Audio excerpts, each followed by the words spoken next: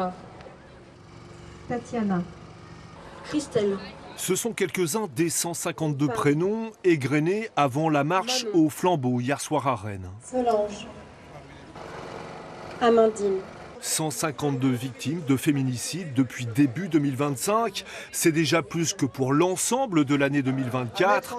Et les associations rappellent aussi qu'en France, une femme est victime toutes les 2 minutes 30 de viol, tentative de viol ou d'agression sexuelle. Le lieu de travail n'est pas épargné. 30% des salariés ont déjà été harcelés ou agressés sexuellement sur leur lieu de travail. Et 70% de ces victimes de violences au travail déclarent n'en avoir jamais parlé à leur employeur.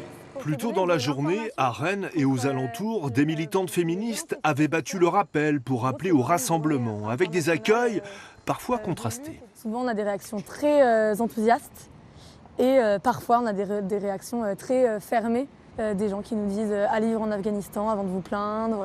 Mais une démarche qui parfois libère la parole, comme avec cette femme victime il y a 20 ans de violences conjugales. Ça a commencé par ce genre de paroles, t'es capable de rien, tu ne sais rien faire si j'étais pas là. Ensuite sont venus les coups, où il prend à la gorge, on se retrouve allongé par terre et puis les coups de pied dans le ventre. Alors pour en finir avec ce fléau, les organisateurs de la manifestation ont demandé hier soir au gouvernement de dégager davantage de moyens.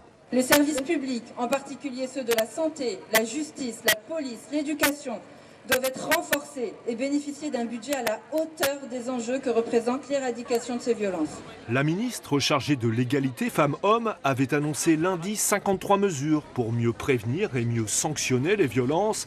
C'est bien, mais sans budget supplémentaire, indiquait hier soir le planning familial. Cela restera insuffisant.